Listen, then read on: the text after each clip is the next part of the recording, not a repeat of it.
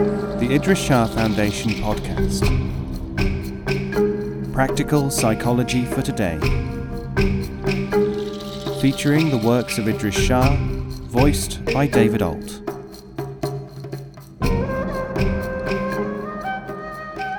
Welcome to the Idries Shah Foundation podcast. In this edition of the podcast, we will hear selections from Destination Mecca by Idries Shah. This audio has been made available by the Idries Shah Foundation. Chapter 12. Audience with Ibn Saud. I was to leave Jeddah Field for Riyadh and the Royal Court sometime soon. When? Nobody knew. When did I buy my ticket? Tickets were not bought for the King's plane. May your life be long. So I just waited. 2 days later, a telephone call came from the airport. Would I have my car ready at dawn, just before the first prayer the following day? I would. Would I wait for a telephone call at that time? Although it was midsummer, I dressed in the heaviest suit that I had, took a blanket, and packed the camera in my briefcase. With me, too, were the precious rolls of film with all my pictures on them. There is an old Persian saying, Arabs travel with all their goods. I was not going to take the risk of losing them. I had no idea how long I might be at Riyadh. Smoking was not allowed in Jeddah or Mecca. It must be even more forbidden in the puritanical, purely Arab city of the Wahhabi Brethren. I took along 2 cartons of black market American cigarettes and hoped for the best. At dawn, the telephone rang. Would I come at once to Jeddah Field?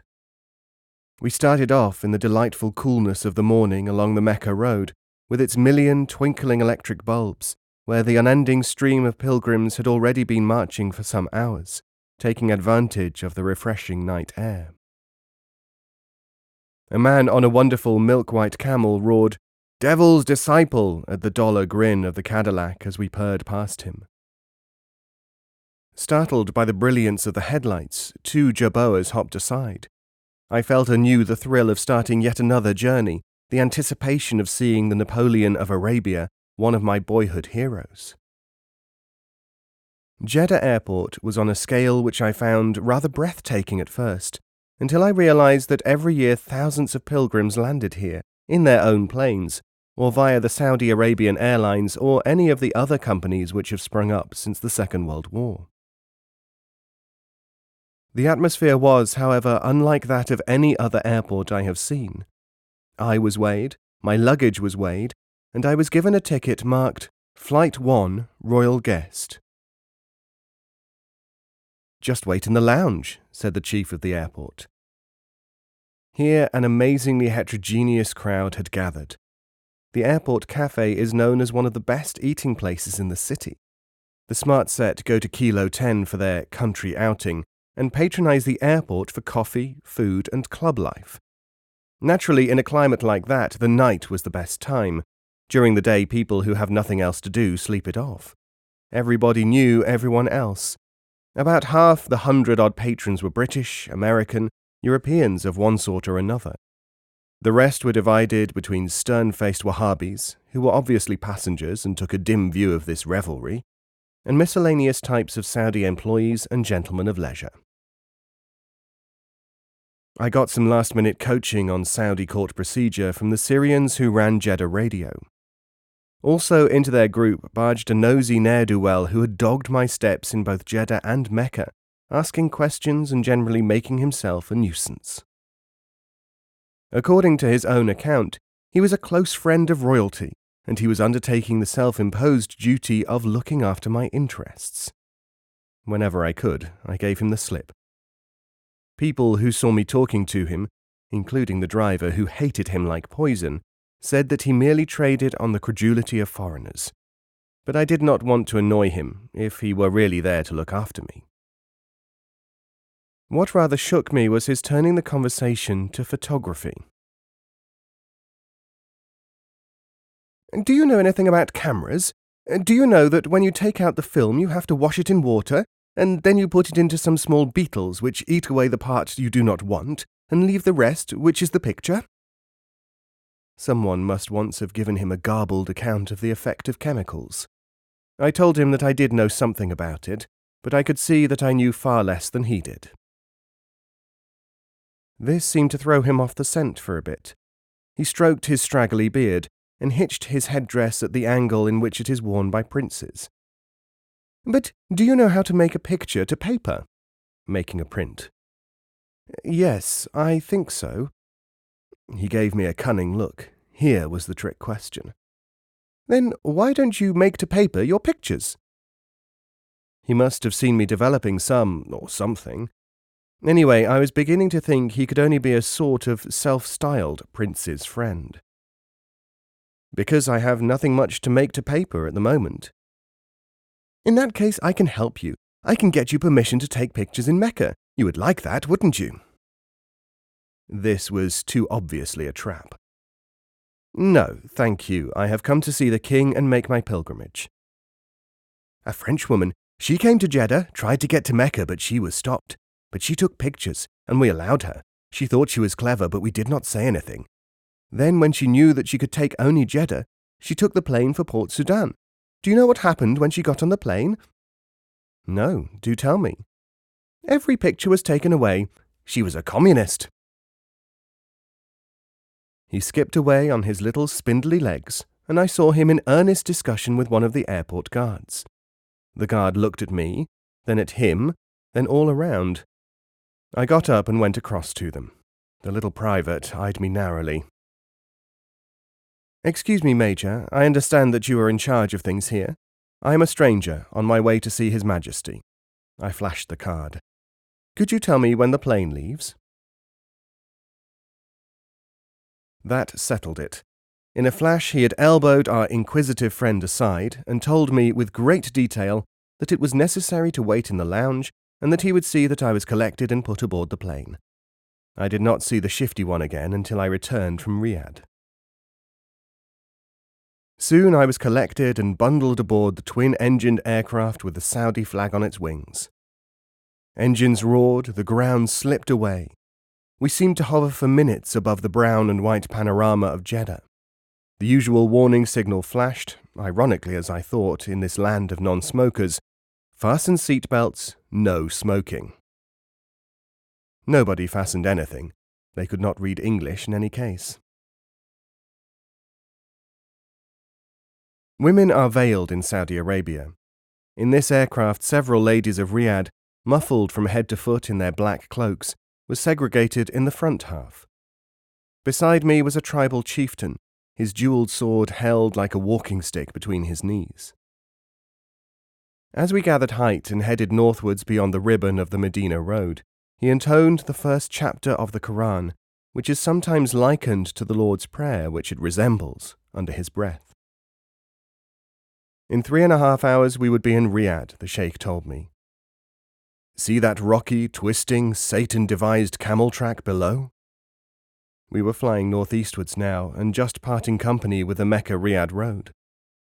"That, my brother, is the way I have travelled many a time from north to south, yes, and south-northwards. Even to Palestine by that road. It took 15 to 30 days by camel, and 5 days by motor car, if the car arrived safely at all. Now all we do is to travel by aeroplane, free as the winds." As we hummed on over the seemingly trackless Nejdi desert, the copper-stained hills gave way to limitless seas of sand. Grotesque, wind-eroded pinnacles of rock appeared from time to time, like the clawing fingers of the very spirit of the desert, aching to snatch us down to their level again. Then my companion pointed to green spots appearing here and there among the parched hills. Although it was now chilly in the plain, and ice was forming on the wingtips, we could tell the sort of burning heat that beat upon the thirsty land below. These green patches are Bedouin Colonies, founded by the order of King Ibn Saud some 20 years ago, and now showing results. My companion was the chief of one of the settlements, and was proud of what his tribe had done in the service of the king. "Abdulaziz, whom I call by his own personal name in token of my love for him, has done more than this for us." I said I supposed he meant in terms of money. Money too, but that is only a part of it. He has given us that which money cannot buy. He has settled on the land our roving tribes, which has brought peace. There is no more bloodshed over grazing rights and water. During the last war, do you know what the king did? He found that there was a shortage of food among the Bedouins, both settled and nomad. He brought a fleet of aeroplanes and flew in all the rice and flour and meat he could find. And when that was finished, what did he do? He imported rice and flour from far afield, from America and India. He sent men to the fighting powers and told them that Saudi Arabia, the holy land of Islam, must have food in order to live. We would have that food first, and then we would decide upon which side we would fight, if at all, and how much oil we would give to the infidel for his internal quarrels.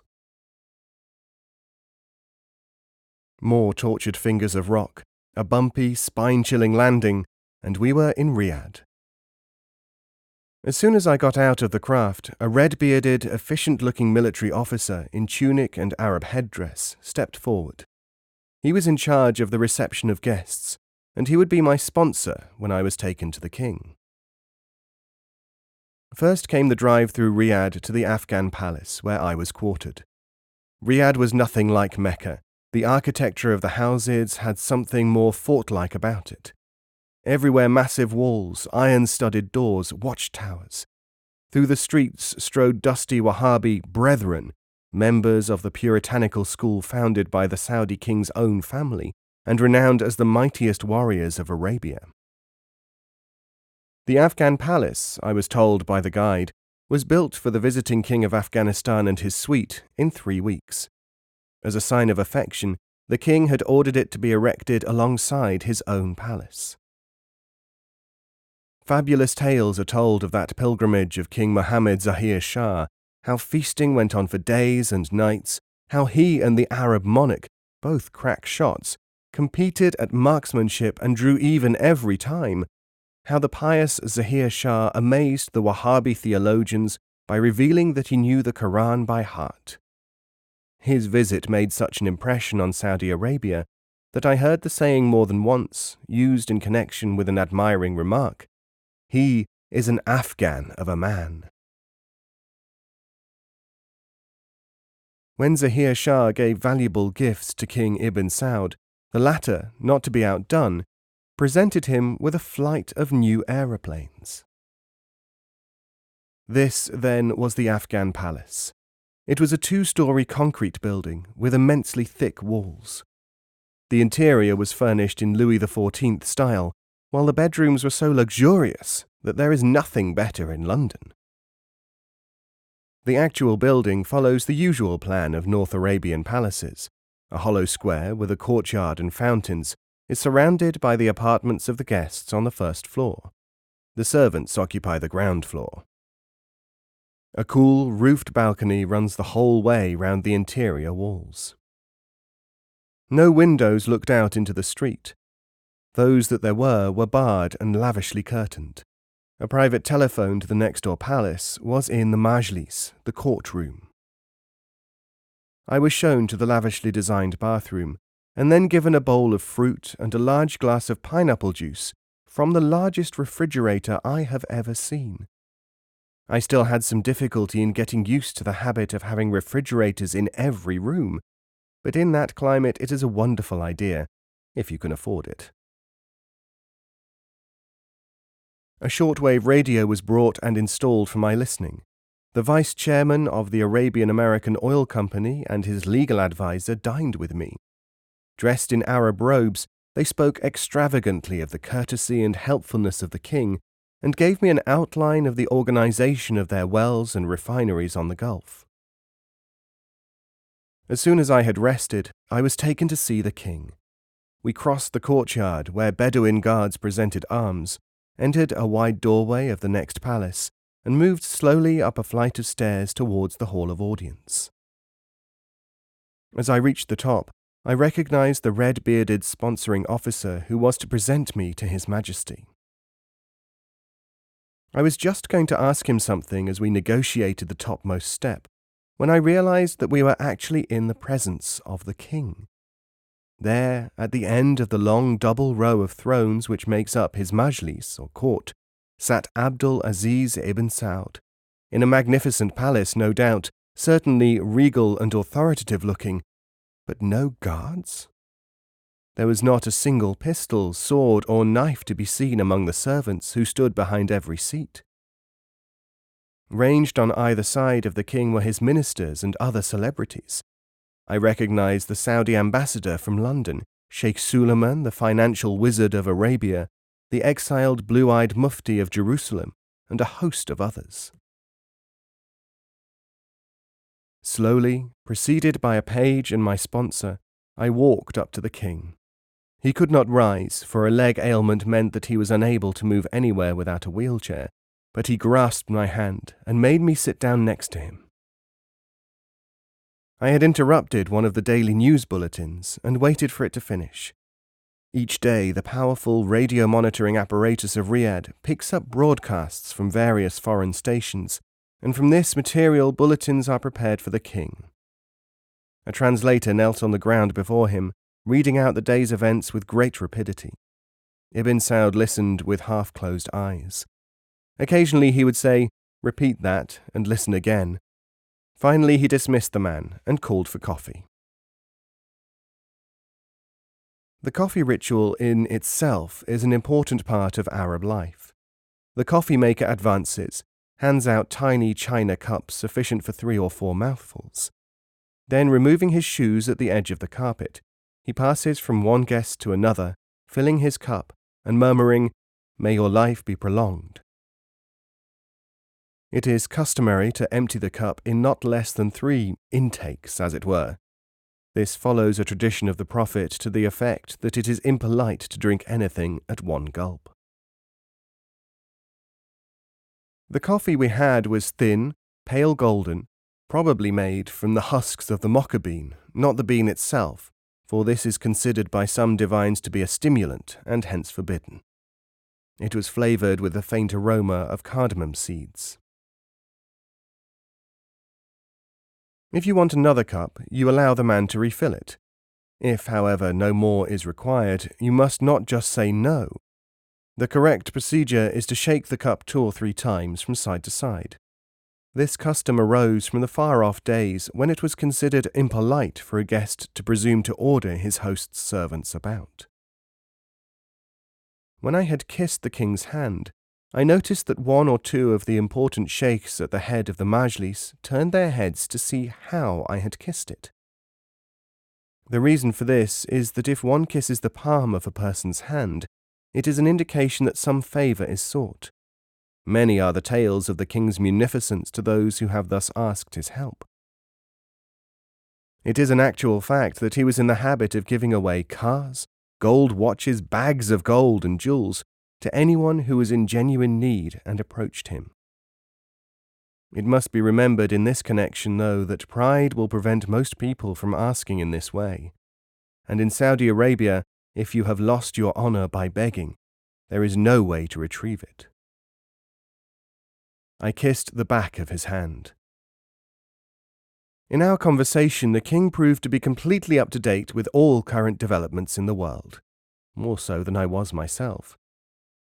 He spoke of international affairs, of the role of Islam in modern life, of the things that the Saudi government was trying to do for the world in general. "We must start somewhere. Where better than in our own land? My aim and that of all my officers is to make this country worthy of the high destiny which Allah has called upon us as Muslims to achieve. May God grant that I have time enough to start this process."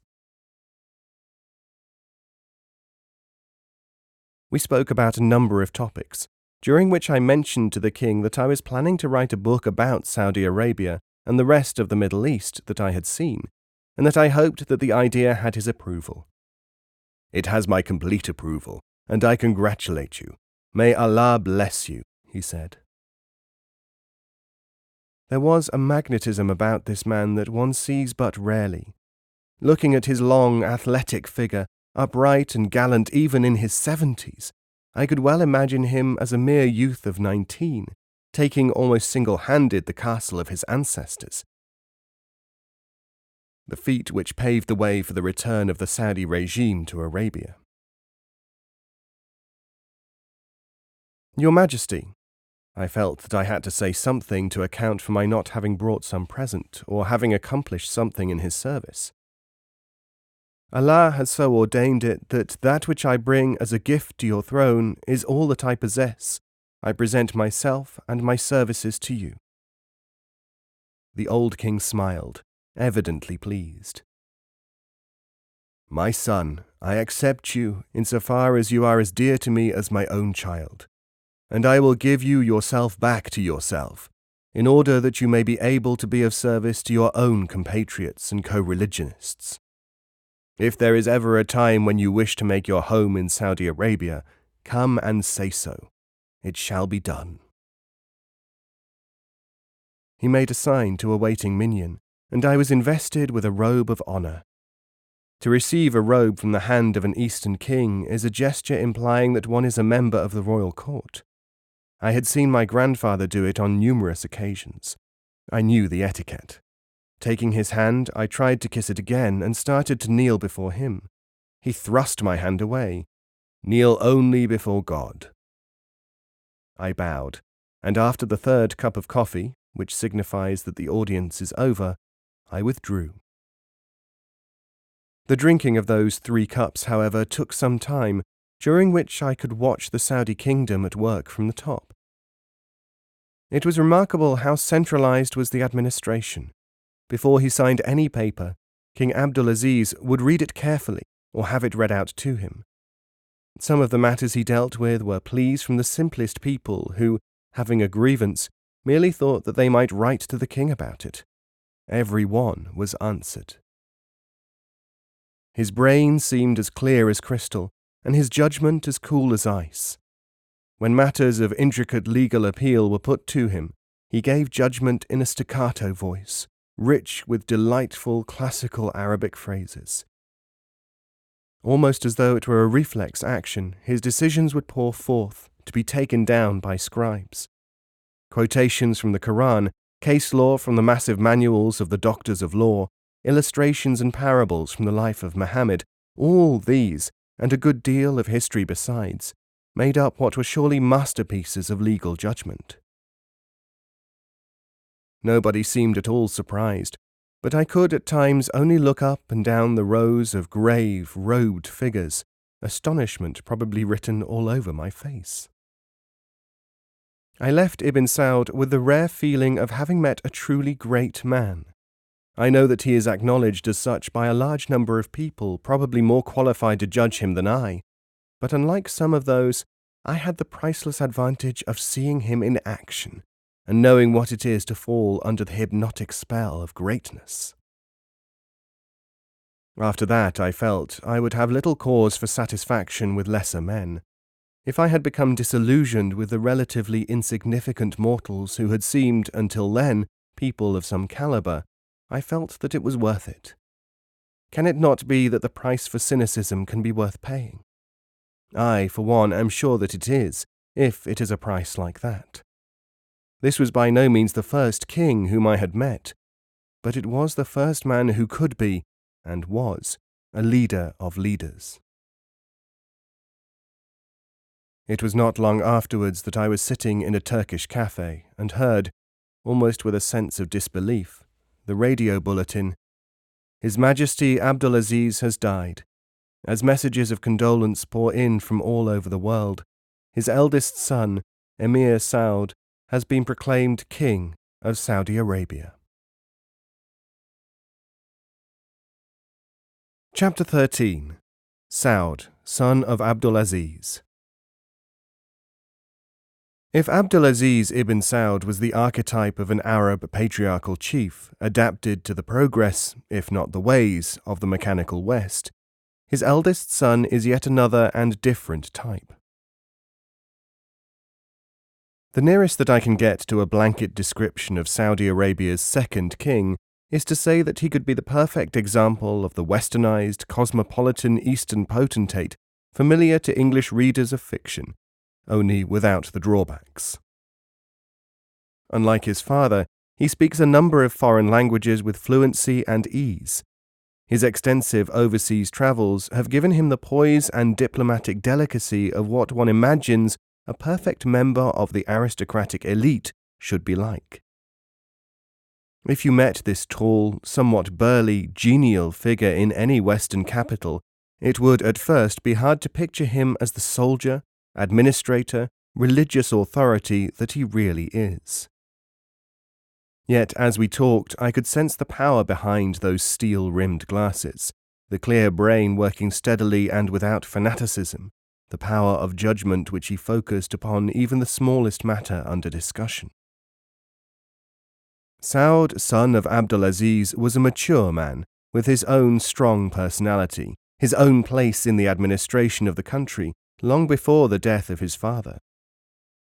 His reputation had been won first in the tribal councils of the Wahhabis during the period of reconstruction of the country, secondly, and equally important, on the field of battle, where he had earned the name of sharer in the conquest of Hale and commander of tribal armies in various parts of the country.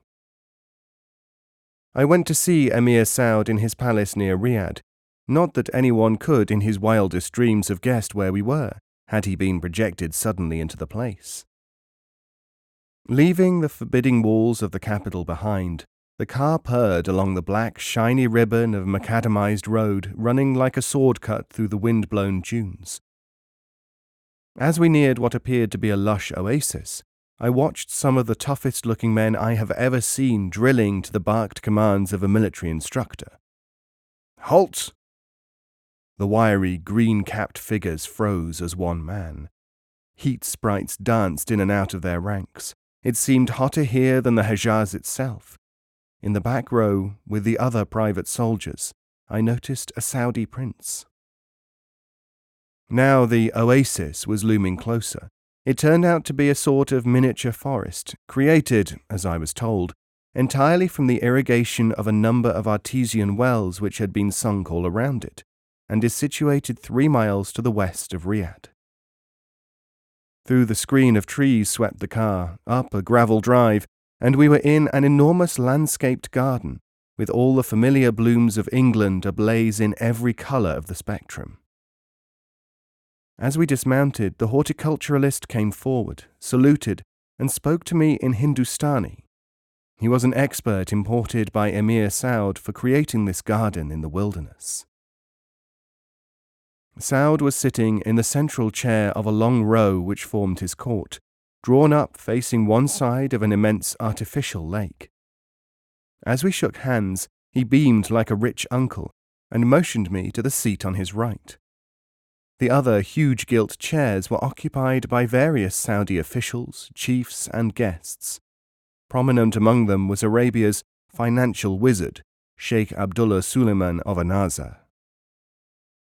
The man who is now king of Saudi Arabia soon showed that he has a quality unusual in military leaders.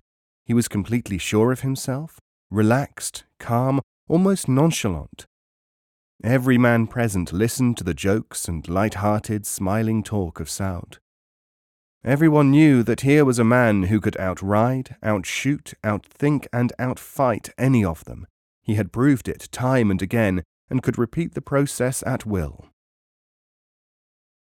Yet for all that, no single look of calculating thought, no sign of arrogance, no manifestation of anything other than open-minded benignity ever showed itself. He talked of many things, of the culture of Europe and its derivations from Arab civilization in Spain. He knew about the effects of the atom bomb, of the problems of overpopulation and social security which various communities and countries were facing. He outlined part of the policy of Saudi Arabia in relation to her friends and other Muslim lands.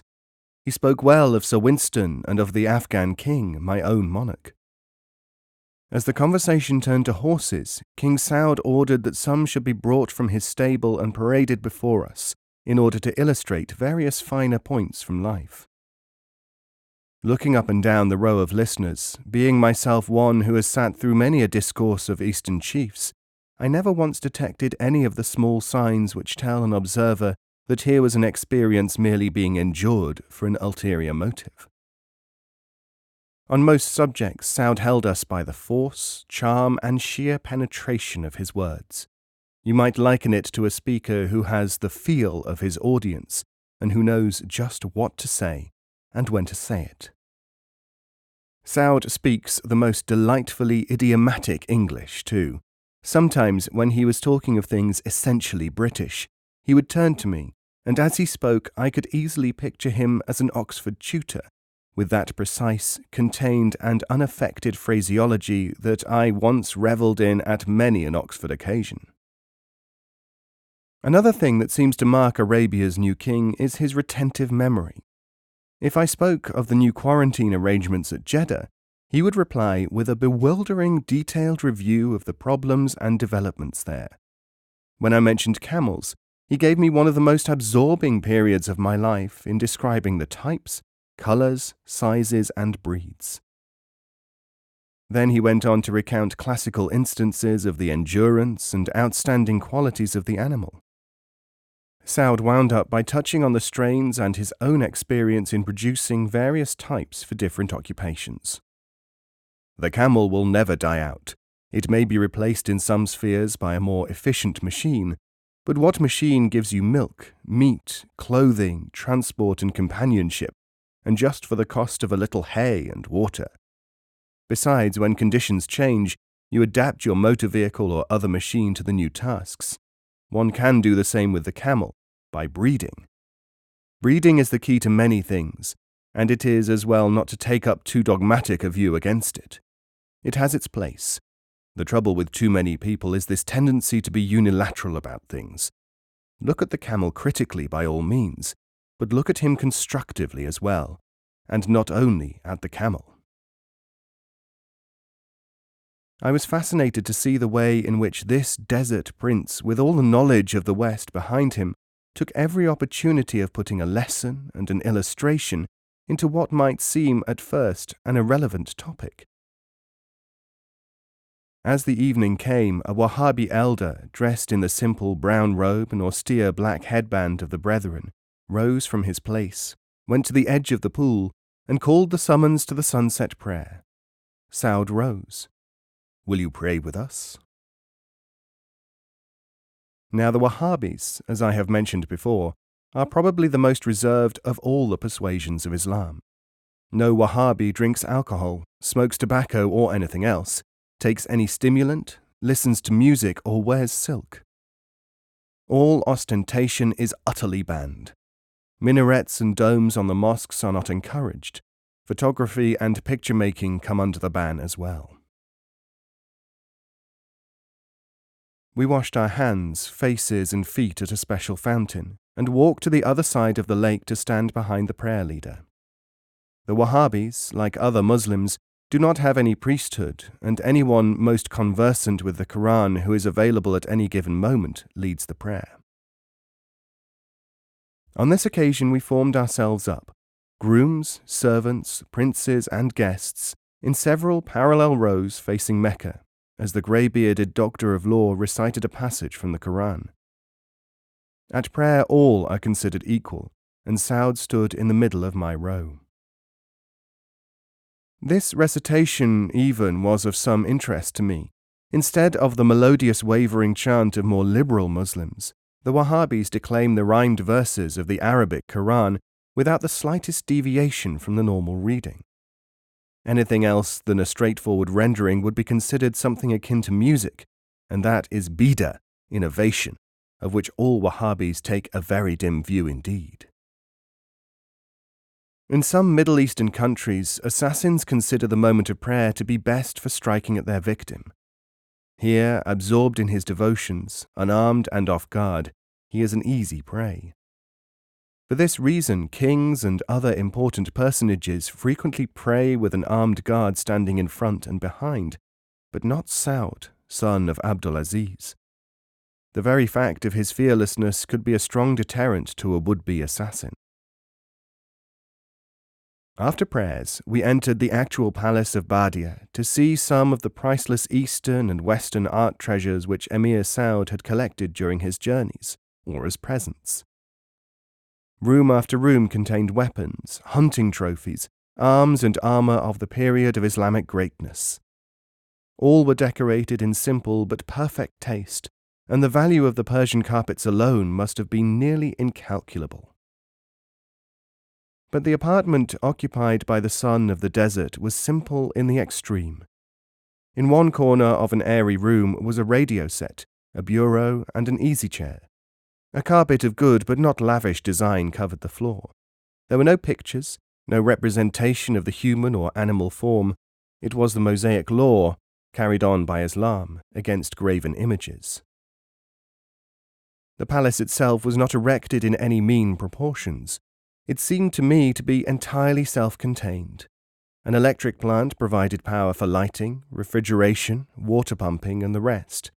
Garages and stables were all separate from the huge white building, but within very easy reach. The flat roof was delicately covered with Persian-patterned wooden screens to trap the wind and deflect it throughout the palace. I considered that it would be an abuse of hospitality to ask for photographs to be taken, either here or in the audience with Saud's father. After all, Mecca was one thing, and there I took my chance of being caught. But here I would have to ask, and the asking of something which is known to be against Wahhabi beliefs, well, that might be excused an infidel, but would not be expected of me. So my camera remained in its case. I had no chance to be alone and hence snatch a picture of the palace or garden. That was that. It was now time for dinner. I wondered whether it was to be another of the marathon feasts, sometimes lasting all night, that seemed common in the south. But no. The table, at which about 150 people sat, was placed on a lawn under the cool shade of palm trees. At intervals along the grass stood electric standard lamps. The meal was entirely in European style, though with many extras in the form of side dishes of Arab and Turkish origin. During ordinary Arab meals, it is not polite to talk at all. Prince Saud, when dining in Western fashion, however, kept the conversation going with verve and enthusiasm in 3 or 4 languages. We had delightful celery soup, fish, pilau with chunks of lamb amid the folds of saffron-tinted rice, which the Arabs know as roz bokhari, or Bokharan rice, and which I identified as the Pathan national dish. There were all manner of green vegetables, pickled in salad form, and cooked as side dishes. When the chickens were brought in, the emir intimated that each man was expected to eat 3 chickens, and those who considered themselves weaklings and not fit to be soldiers had better stand up and ask to be excused that number. A German medical specialist who sat in front of me, he had just flown over to examine the prince, misunderstood, stood up for a toast, and was playfully pushed back into his seat by the overjoyed Saud. Like most Arabs, there is nothing he enjoys more than a joke. Saud is so very much like a younger edition of his father Abdulaziz that I could well understand Churchill's reputed remark during his wartime meeting with them that he could scarcely tell the two apart. In size, bearing, and features there seemed to be hardly any difference at all. Sitting there in the garden, the soft Arabian darkness closing in on the low-powered electric bulbs, the resemblance seemed even stronger. There was quite a debate over the book that I was going to write about this trip. Someone said that I should not omit any detail of the modern progress of the Saudi land. Another felt that a fitting subject would be the growth of the country with direct reference to the king himself. All seemed well versed in the vast number of travel books dealing with the Arabs, which had appeared in Europe and America between the wars and afterwards. One thing particularly noticeable about the feeling on that occasion was that, on the whole, the Saudis seemed to feel that they had not been very well done by in contemporary literature. Travellers who write with such authority about Arabia and Arabs seldom visit Saudi Arabia, the real Arabia, said one. They may go to Arabized areas like Syria, Iraq, Jordan, and then merely relate what the taxi driver said to them, or fill page after page with descriptions of life and wanderings, which do not seem to picture much more than the fringes of Arabia. I pointed out that, except for Muslims, nobody was really free to wander around the country. Apart from Jeddah, where almost anyone could go if he had a visa, Arabia is virtually a closed country today.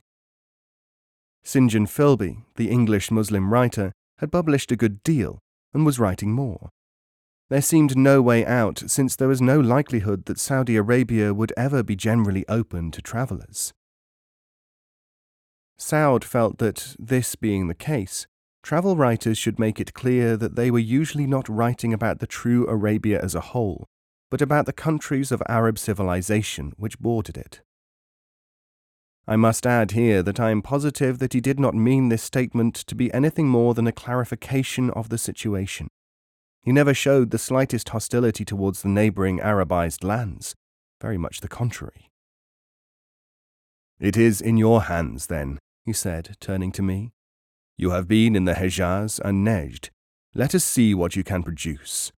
I imagine that as a writer you will have a problem to know not what country to deal with, but how to treat the subject." This impressive experience seemed a fitting climax to the excitement of the pilgrimage. Now the Sudan beckoned, Mahdism, the domes of Omdurman.